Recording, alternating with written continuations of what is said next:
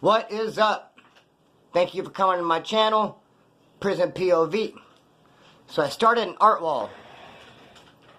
I guess it'd be better if you could see it, but I'm blocking it when I'm talking. But yeah, man, people send me art. Homeboy Devious gave me the thing from The Shining.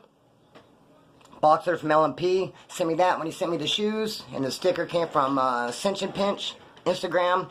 So anytime somebody sends me some art, I'm gonna put it right there, man. I think it'd be pretty cool. I got the PayPal ironed out. It's up and running. Had to talk to those people every day for like 6 days, man. It drained my soul. Speaking of PayPal, Steven, homeboy from Bama, you got a pending transaction right there. You said you want to make sure it was getting through or whatever. We'll cut the string on that, man, and I'll get that sticker to you. Push that transaction through, homeboy.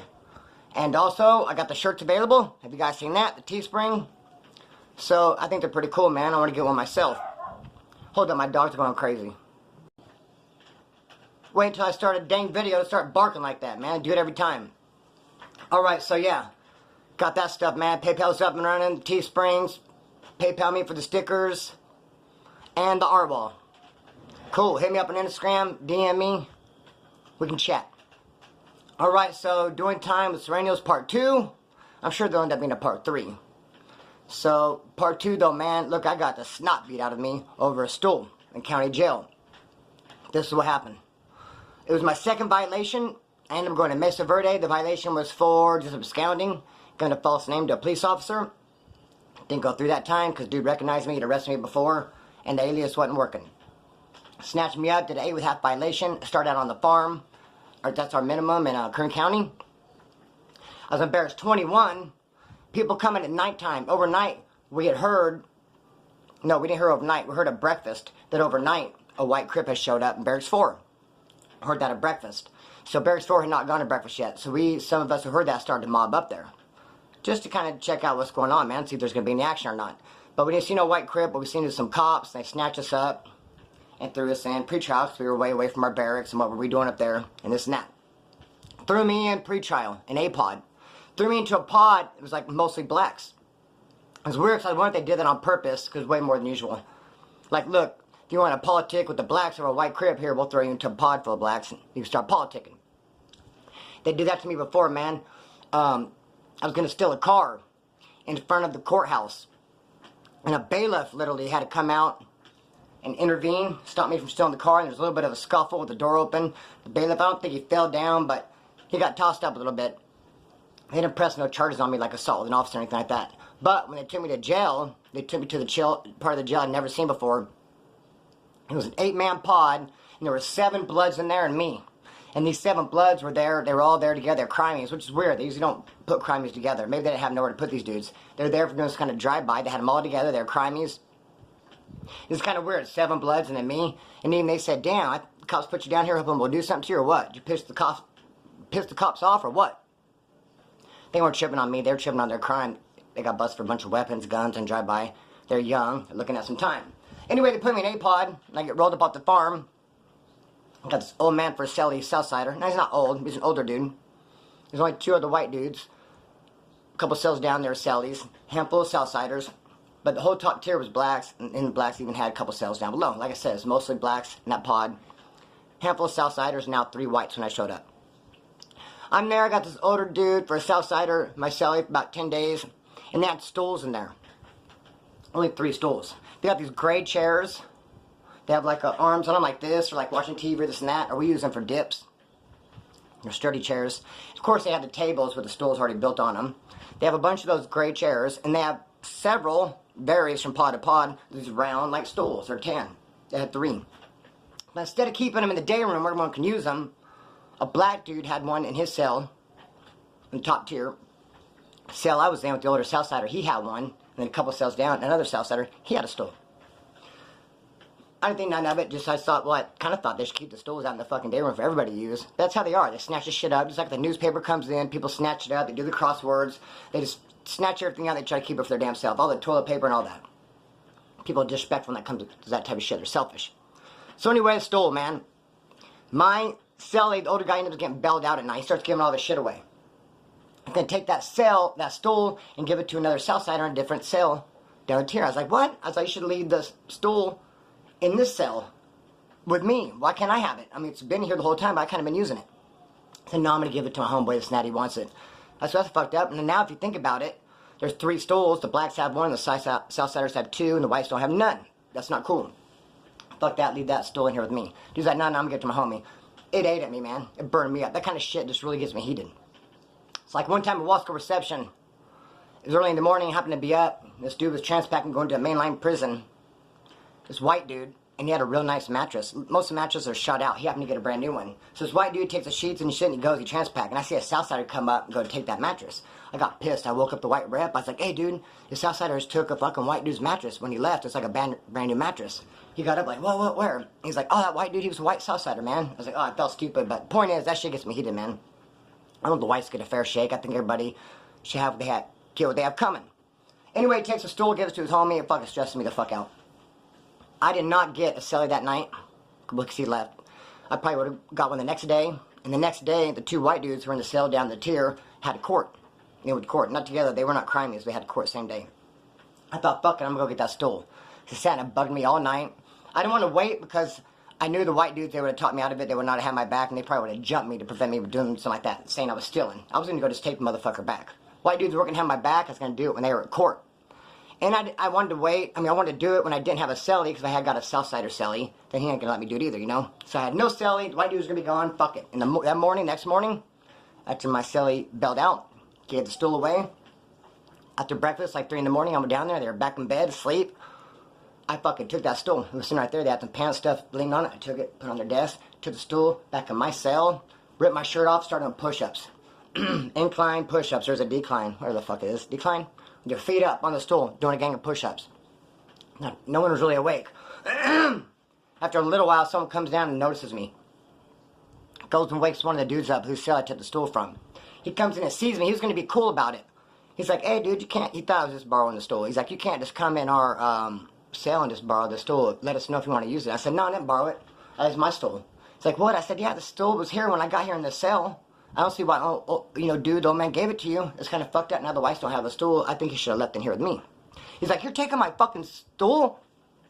I was like, no, you're taking mine. That's the point. Hey, I need a drink. I got cotton milk. Damn, cup's empty. He's like, you're taking my fucking stool. I said, nah, you fucking took my stool. He went down there and got his celly. They came back, and I was standing there. Dude walked in. Stool was right here, and I kind of kicked it back in the corner. That dude fucking punched me. Probably one of the hardest times I've ever been punched. Had he gone a little bit higher, or a little bit lower, I'm sure it would have knocked me out. Because you can knock someone out here, you can knock someone out here. Here, not so much. Cheekbone in the middle, not really going to knock him out as much. I mean, right in the middle. What it did, though, is it did loosen, too. My teeth, though, on top. I'm so grateful they end up... I don't know how they do that. They tighten back up. Whatever the fuck. They ain't loose no more. So, knocked the fuck out of me. To where it dazed me to where I didn't even respond. Next thing I know, he was going to try to take my head and push against the wall. Not push it, fucking bounce that motherfucker off the wall. But I put my hands up like this, to where he couldn't, and then I start feeling like uppercuts, and I take this hand down, like, stop it, and then it's like, then I'm getting jumped. On a cracking, I even... 2 different times someone came in and was like, hey, okay, it's good, you gotta stop. 2 different times. Kept going. Twice I fell down, got back up, beat the bark off me. They ended up leaving, it's all good. When the fight was over, the stool was fucking gone. I said, fuck it. Went to the shower, just kicked it, I was all fucking lumped up. And nothing broken, not really bleeding nowhere. It was a lot of this, but I was catching some elbows on the top of the head and shit, back of my neck. Like I said, I fell down twice. Anyways, they let me get up, they didn't kick me. So, I mean, kept the gangster. Anyway... After that happened, I just took a shower, mind on my own, kicked it. That night, I got a Southsider celly and trip on this. I told him what happened. And he's like, what? He was kind of mad about it. And he goes, that's my stool. Next morning, motherfucker went down and took that stool from them. Crazy how it all turned out. But then they all tried to be cool to me. It was all good, huh? See, I'll be cool later, but I can never truly be cool to you after you just beat the fuck out of me. Come on now. Later we can laugh about it and shit, but in my heart I'm thinking, fuck you. Suck it. But we were cool. It is what it is. You have to keep pushing. So, I will tell you about getting jumped on the streets. Or should I tell you another jail story? Let's go streets and then jail. I have 4 stories, but we're already 10 minutes deep. I don't think we're going to get 4 out. Man, I'm on the streets. I'm dealing with this chick. She's a Southsider homegirl. Selling speed. I would trade her shit, though. I would use my cash for heroin. Because the Pisces and shit, they don't want to trade nothing. They want the cash. I use my cash or heroin. And when I hit licks, it come up on shit. I want to trade, tradables we call them. I'll trade it for the speed, and I'll sell the speed, maybe do it, whatever. Like I said, as a Southsider homegirl, she would trade me all day long. She would hook me up, give me fat deals. She was hella cool. Now I knew she had an old man who was in county jail doing time. So I was real respectful of her. We never got high together. I never got high there. I just went and traded and I left. And she'd be real cool. She'd give me good deals. Then I go over there one day and noticed there's like 5 or 6 Southsiders there. A bunch of youngsters. 16, 17, 18, 19. Chilling there, like 5 or 6 of them.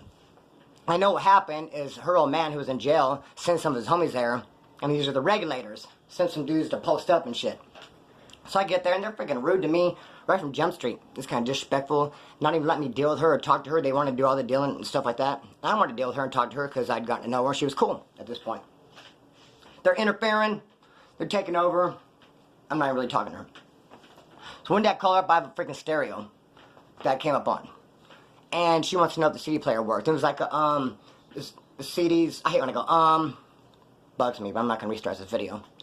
My fucking, I did it again. My CDC, my ODD, or whatever the fuck it's called, is not that bad. But, bugs me. She wanted a motherfucking stereo.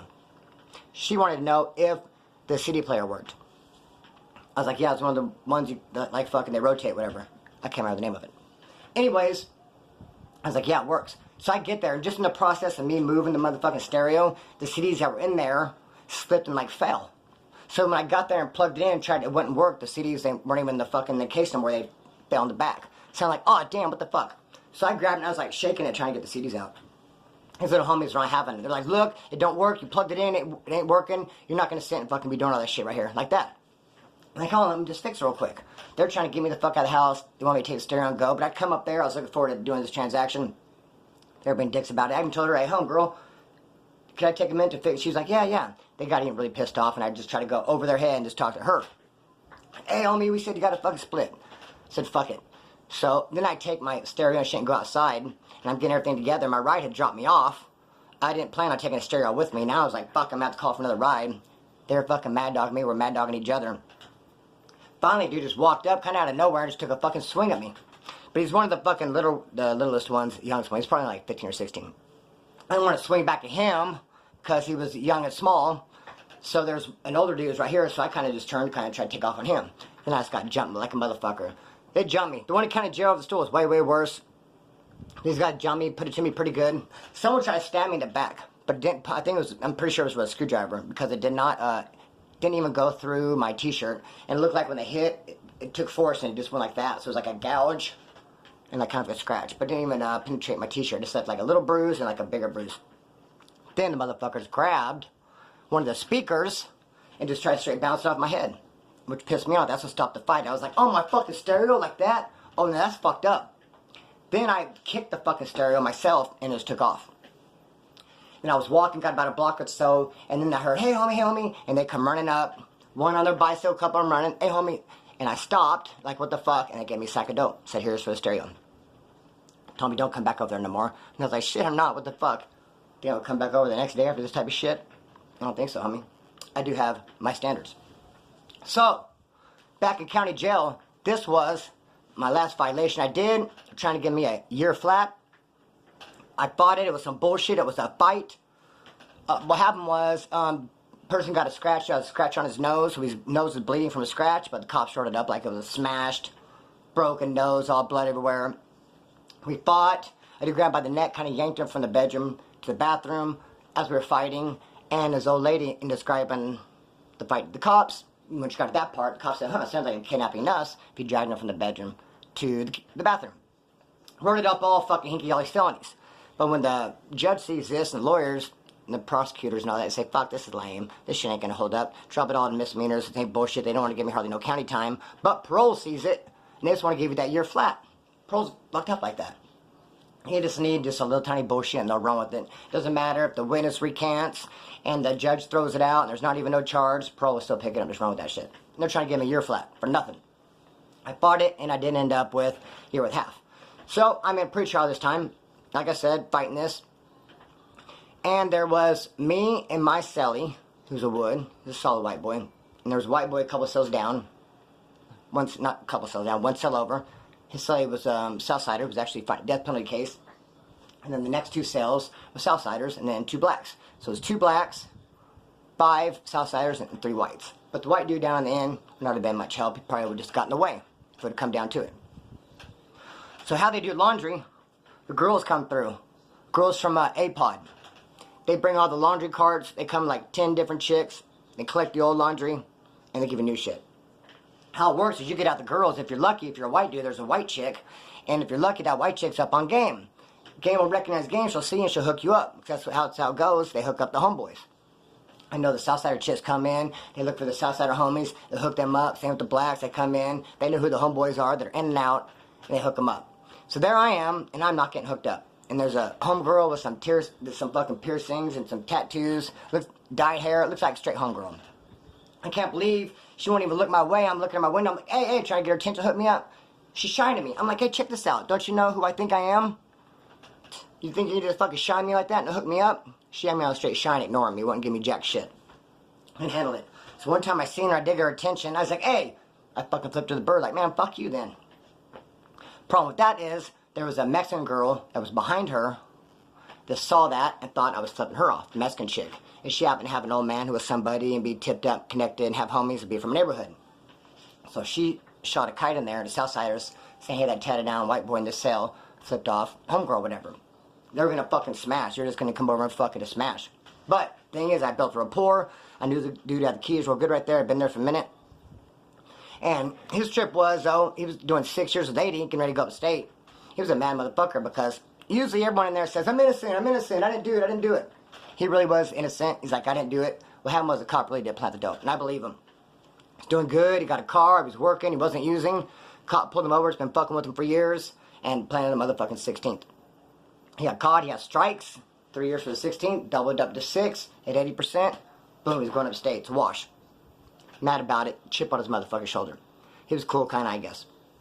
Anyway, he got the kite. Come over and fucking smash. And then go ahead and smash my celly too if he were to interfere or get in the way. Which he would have. My celly would have my back. So I'm just kicking back in my cell one day. The door's cracking and I go out. And I turn around. And boom. 4 Southsiders right there. It's all pushed up on me. And one had his hands. You know the old fucking hand down the pant thing when you got a weapon? Yeah, obvious as fuck. That one. Yeah, he had that going on. Armed. Dude's pushing up on me. He's like, hey, what's up? You fucking flipped off homegirl and then ran a situation. I was like, what? I was like, oh, no, dude. I was like, oh, fuck, hell no. I was like, no, I flipped off a fucking white girl, which is my business. I have every right to do that. I mean, I feel like she's ignoring me and shining me, not hooking me up. Maybe I shouldn't have done that to her, but I mean, you as a Southsider ain't got no room to talk or to hit me up or get mad at me for it. I was like, no, fuck that white girl. I don't care if you flipped her off. What about my homegirl? My homie, you flipped her off. And I was like, no. He's like, all right, I'm going to shoot a kite and get this shit squared away. I'm like, fuck, I didn't know what was going to happen. If I know he could have shot the kite, trying to get it squared away, and homegirl could have got that. Knew I was flipping off the white chick, but just wanted to see me get smashed. Like, no, the white chick was way down the tier. He was flipping me off, you know. I want you to smash him. And if she would have pushed the issue and said, no, smash me, disrespect to me, they would have been in a bind. They would have had to. So a couple days later, it got brushed over, and it was all good. But I thought I was going to be on a crack, and me and my celly, he would have got fucking smashed. I guarantee you that. But, hey, homie, we would have fucking went out swinging. Damn, I wish I had some fucking coffee in there. I'm going to fit one more story in. Got jumped on the streets in my neighborhood. Pretty sure they were Southsiders walking down the alley at about midnight. I had a cigarette in my ear. Matter of fact, me and my old lady were fighting. I was there with her at her dad's house. Kicked me out over some bullshit. You know, when you gotta go, you gotta go. So I'm walking down the street like, fuck. So I walked like a mile to my uncle's house. Cigarette in my motherfucking ear. Walking. Going through an alley, and I come up on 3 Southsiders, and I hear the music playing. They got the Python music playing, but I'm pretty sure they're Southsiders. They're young, and how they're dressed and shit. The Nike Cortez, the Dickies, come on now, the white t-shirts with the baby cuffs on the Dickies. Anyway, I come strolling through the alley, cigarette in my ear, like I said. They're drinking beer, and they offer me a beer. Hey, you want a beer on me? I go, yeah. So I got a beer, thank you. And they go, hey, you got a cigarette? I was like, no, I don't have a cigarette. I was like, oh, well, one in my ear. Like, oh, dude's like, well, fire it up and get a drag. I was like, no, I don't want to smoke right now. He's like, let me just get it. I was like, no, now I'm thinking to myself, I don't really want this fucking beer. I want my cigarette way more than I want my beer. I'm not willing to trade my cigarette for a beer. They can have the fucking beer back, I'm thinking. I was like, no, you can't have my cigarette, man. And he's like, what did I say? We'll give you a beer. And he set his beer down and started coming towards me. I was like, fuck, man. So I grabbed the cigarette. All right, well, fuck it then. I broke it in half.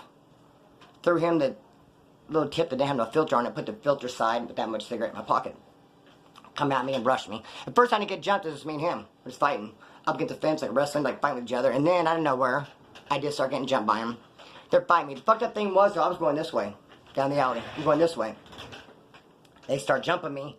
The whole time I'm thinking, fuck, I still gotta go this way. I was trying to maneuver the fight to where I'm over here, so when we're done fighting, I'm like, alright then, fuck you, continue my way. I didn't want to get done fighting and still be on this side of them. Because fuck, I gotta get through them one way or the other. Either that or look like a real pussy and go down this way and come all the way back down the street.